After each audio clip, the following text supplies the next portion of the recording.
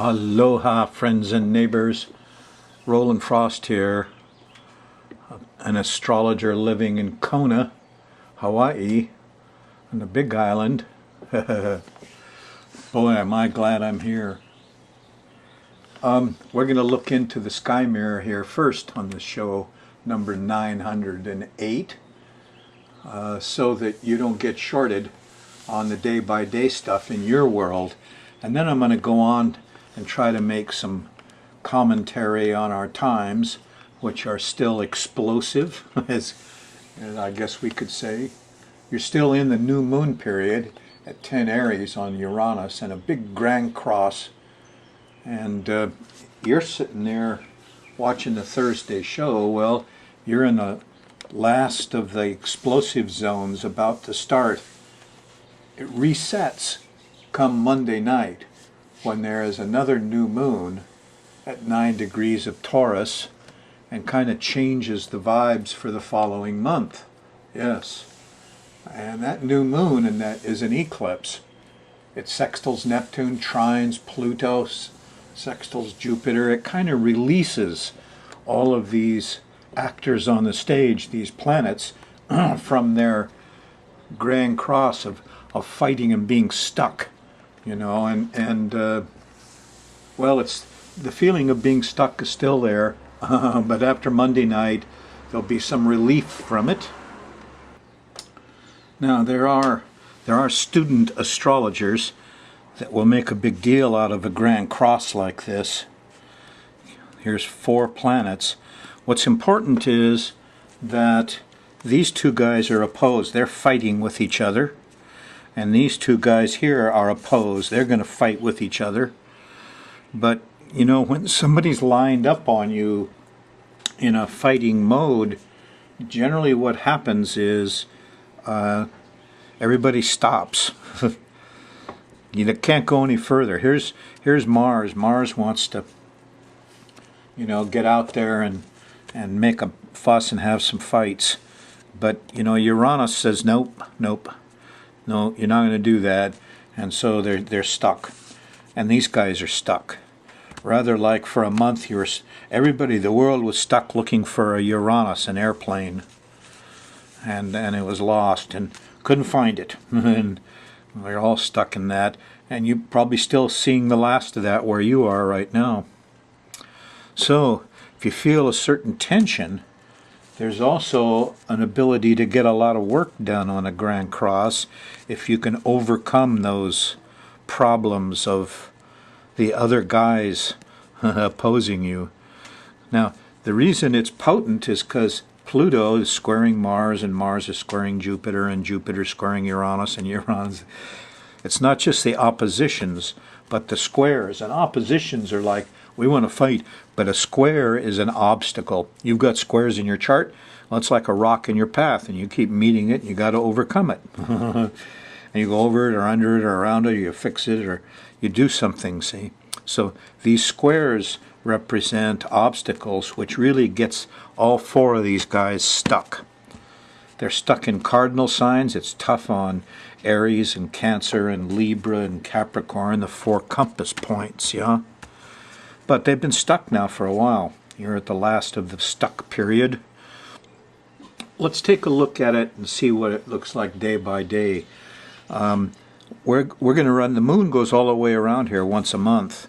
That's why you don't see the moon on our sky mirror, our picture of the sky here, because it moves too fast. And you see Venus here, and she's moving, and so I represent her as moving from here to there during your week.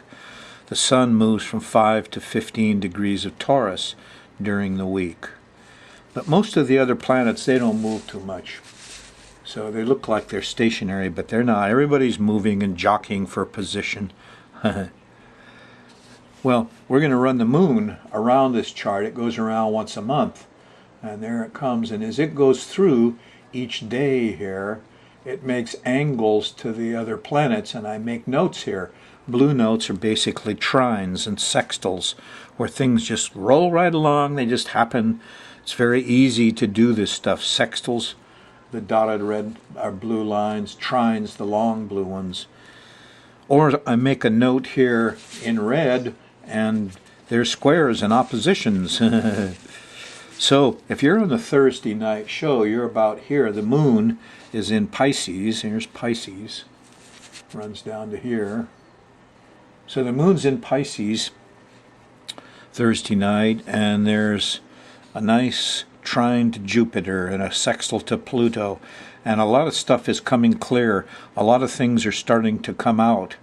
A lot of secrets, a lot of breaking that Jupiter, the lawyers and the police and the powers that be and the investigators versus the people with the money and the law.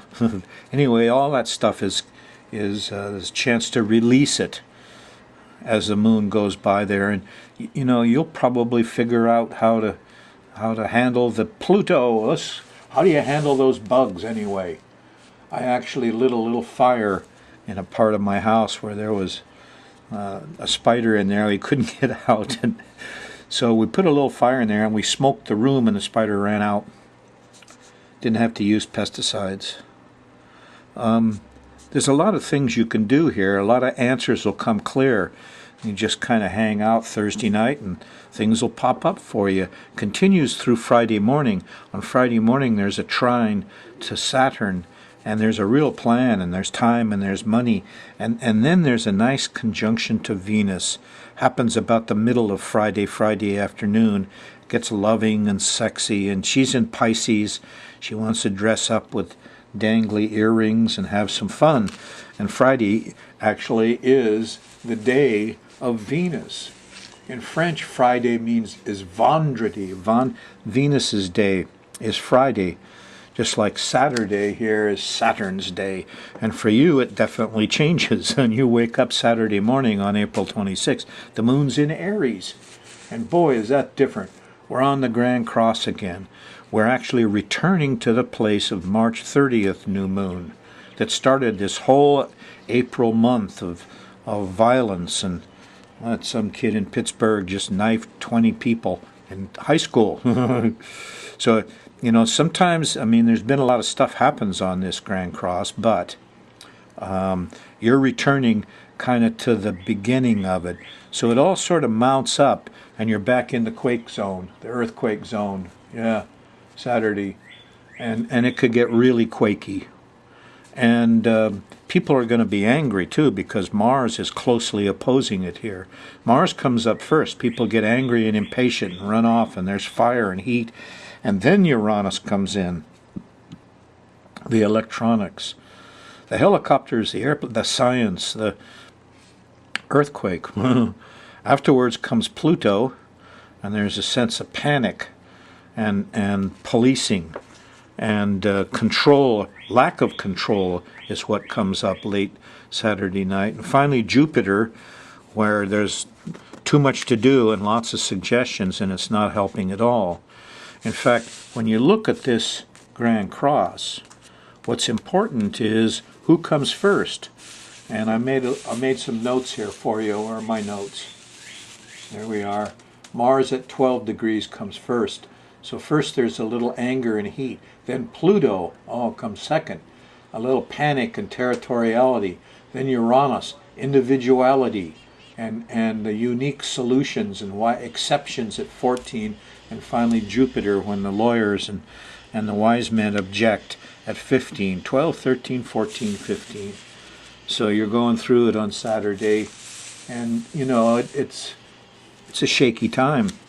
It's the last of this terrible month of April, where we've all gotten stuck in the Grand Cross. Sunday, you'll still be feeling it. On the 27th, the moon's still in Aries, and it's still going to get shaky. Starts to calm down a little bit. By the time you get to Monday, you wake up Monday morning, hooray, the moon's in Taurus. Starts to change. Now Taurus is still a quakey. It's a fixed earth sign, and when the earth moves, Nostradamus said that the earthquakes are so big in the month of May in Taurus. Well, you got nothing but release here on Monday afternoon. Starts with a sextile to Neptune, and there's music and faith, and then there's a new moon. Here it is, Monday night in Taurus. And it trines Pluto, Oh, the sense of panic and territory gets solved and goes away. Sextiles Jupiter, there's wisdom there, early Tuesday morning. So all through the latter half of Monday and the first half of Tuesday, we have wonderful solutions going on.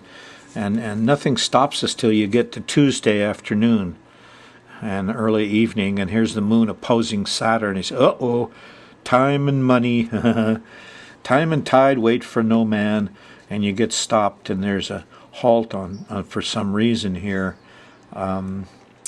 However, Wednesday morning starts with a nice sextile to Venus, and boy, it feels good.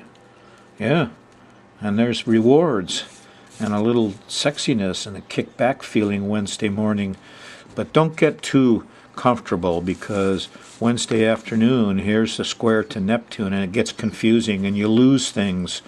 And the moon shifts into Gemini. Where's the keys? Where did that letter go? Where's that paper? It's the confusion pretty much goes through Wednesday night until Thursday. The moon's still in Gemini, and there's a nice trine to Mars and a sextile to Uranus, and some of the violence and the anger and can be calmed out, and especially anger against people who are different or rebels, or maybe we could get a ceasefire with some of the protest people here, and force doesn't work on protesters. And now we understand that Thursday morning, May 1st. And the moon in Gemini. On Friday, May 2nd, the moon's still in Gemini until after dinner. And late, this is a different Friday. On May 2nd, there's a square to Venus. And so on Venus's day, Vonderdi, Friday, Friday actually comes from Freya, which is the Venus goddess of love for the Scandinavians folks. For us Nordics, our North people, Freya, Friday. So, square to Venus, don't look for pleasure Friday night. It's going to evade you, guarantee. It'll just make trouble trying to get stuck in it. You'll wind up eating all the sugar out of your pantry. Moon goes into Cancer and starts to feel a little tricky. Now, you're in the zone again of the Grand Cross on Saturday, May 3rd. Starts with a trine to Neptune, though. Good time for music and church and, read about Jesus. Then it gets angry. There's a square to Mars. That's Saturday afternoon. And then there's a sense of territoriality late Saturday night. And we're concerned with volcanoes and earthquakes and shaky things and power outages and high winds still there, but it hasn't got the energy that it used to have, thanks to the Monday night eclipse in Taurus. So hopefully this weekend won't be quite as tough as some of the others. By now I've coached you into understanding that every time the moon, which goes around once a month, hits a corner of this thing, stuff happens. And you've had stuff happening every weekend, haven't you? Some of it has been kind of funny and interesting. Maybe we ought to take a look at a few, huh? Some of you might remember I made a few UFO kind of predictions, and here is a light on Mars, right there. And this made a big fuss.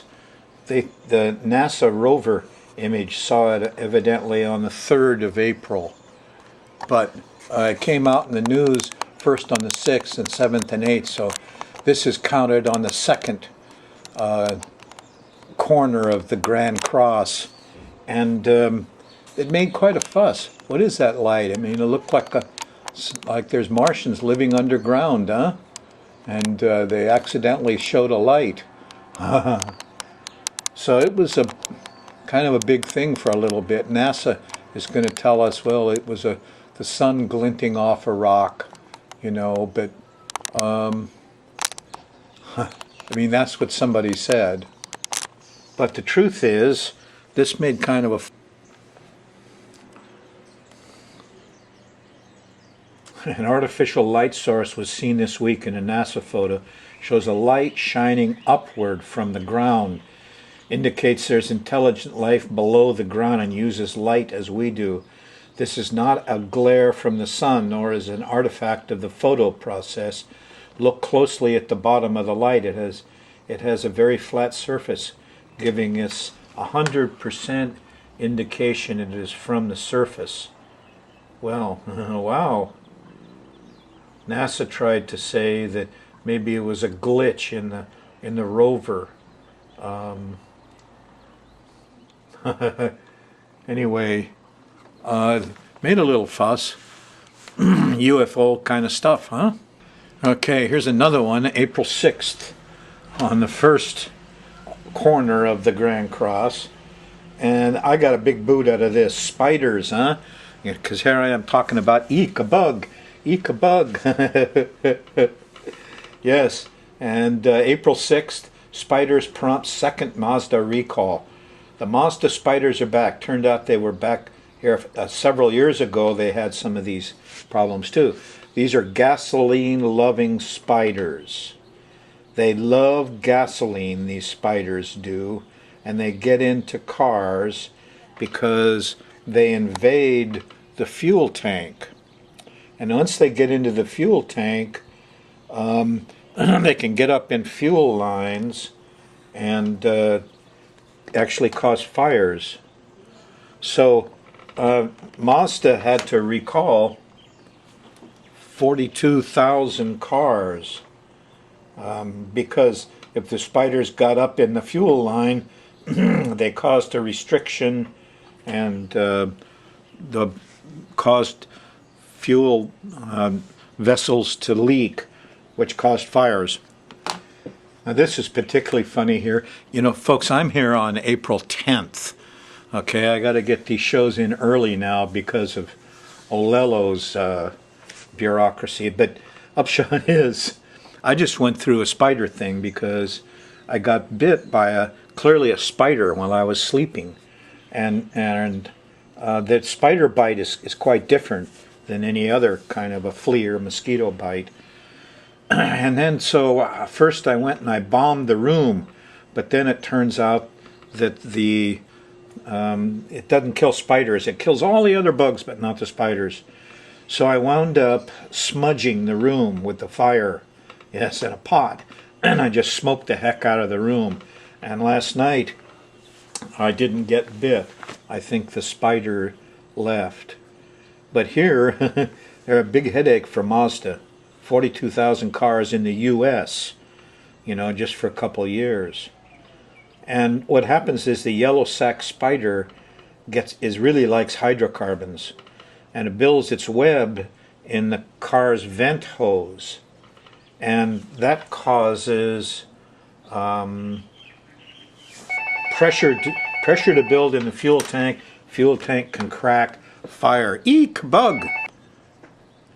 Eek, a bug. Eek, a bug. Okay, I want to do a little astrocartography on this new moon eclipse and check out the eclipse for you. And the first thing I noticed when I started looking around was that here is Uranus on the descendant, right there. And yeah, and Mars on the ascendant. So everybody is becoming a hero, and they're fearful of high winds, which can be hurricanes or earthquakes. I can't tell the difference. Uranus is Uranus. Sudden disruption, your power goes out. But you see that down here is Pluto on the bottom of the chart. Here's your volcano. Here's your control of your home. And so these lines all converge down here. And so here we're on the Ring of Fire again, and I'm getting tired of predicting quakes and volcanoes here. But then I noticed this line here. I'd put the eclipse on, and check this out.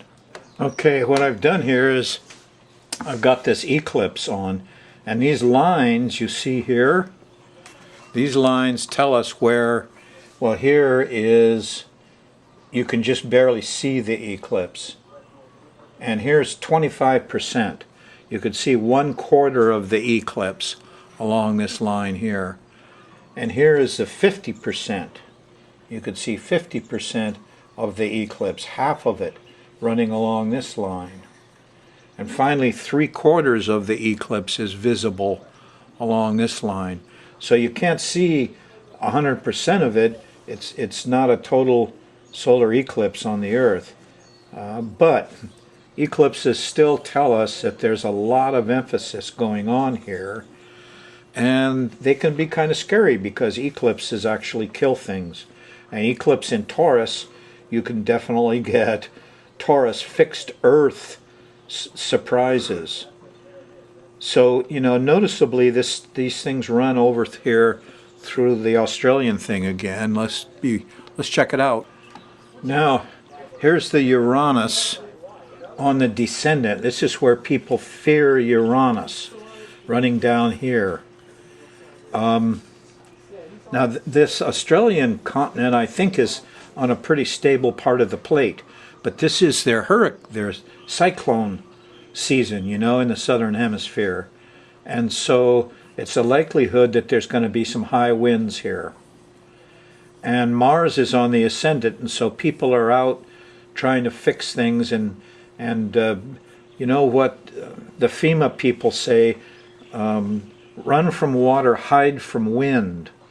So it looks like there's some heroes out here who could be in danger from the wind, as it goes through here.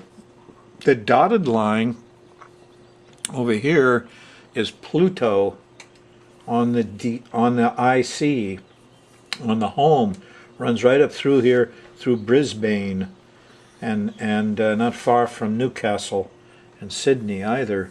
So this section here, all the way down into this, actually, if you want to get technical about it, some of the strongest indicators are down here.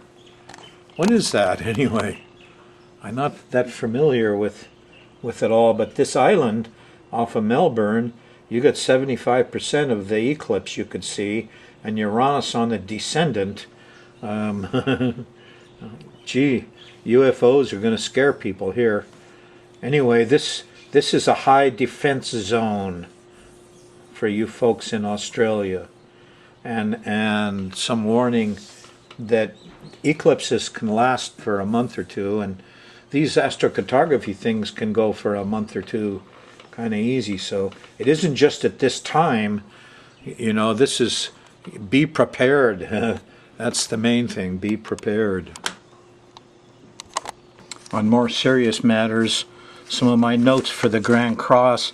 The first hit, we had quakes in LA and quakes in Chile, and we had a tornado go through St. Louis, yeah, and hail, breaking windows, big chunks of hail. On the second hit, the spiders, they also, the big Ebola virus breakout in Africa, and the Fort Hood shootings, and the students all being stabbed, and it kind of got to me after a while. And I have a note. Look, this is PTSD. Why does it only show up in young high school students and young guys in the Army? Because they're the only ones that will cough right in somebody's eyeball. They don't. These are folks that, you know, lack a certain hygienic habit, and it's PTSD. And, you know, psychiatrists, our medical system, the CDC, psychologists have all failed us terribly. If these folks knew it was a virus and that it lasts 3, 6, or 9 months, and it's really very similar to claustrophobia, you know, but they think something different, and they just want to die. They can't live with what's in their own heads. And the result is 20 kids stabbed in Pittsburgh and a whole bunch of people shot at Fort Hood, and it's always by these young men, isn't it? How sad that we have such incompetent people in our medical and government system. They can't recognize a suicide virus when they see one. And the incompetence of our mental health professionals, and I got a degree in psychology, by the way. Thing is, I followed it with a Master of Science in Public Health. And so I'm always looking for the epidemic things. That's what I started studying. To my surprise, it wasn't the 1918, flu virus they brought back from the war. It's the suicide virus. So, if people knew this, if these young men knew that this was these horrible things in their heads, was really just like claustrophobia, something in the brainstem, a virus, I mean, they wouldn't get radical and go kill themselves and take everybody else out with them. It's that simple. The knowledge of the hazard conquers the hazard. It's just like the carbon monoxide hazard. PTSD, the suicides, are killing more people now than car crashes. And on the Big Island, car crashes kill a lot of people because of carbon monoxide. If you know about carbon monoxide, a young man came in the other day and said, "Oh, well, my friend went to sleep, ran his car off into the ocean up there, and woke up. He was upside down in his truck, and he woke up. He went to sleep." I said, "No, he didn't go to sleep. It was carbon monoxide got him. Exhaust puts people to sleep. And if you're sleepy when you're driving, you're not going to go to sleep at the wheel. No, you're being put to sleep by the exhaust. And if you wait, you can be put to sleep all the way. Off the road you go, kill everybody, cross the center line, kill everybody. The deaths on the Big Island from the PTSD virus and carbon monoxide are staggering, folks. But all the knowledge of what these things are prevents them. If you get sleepy in your car, no, you got carbon monoxide, you got exhaust. Open your windows, do something. You don't even have wing windows in your car anymore, do you? We have forgotten. Used to have a wing window, and if you got sleepy in your car, you opened the wing window, fresh air woke you up. Remember that?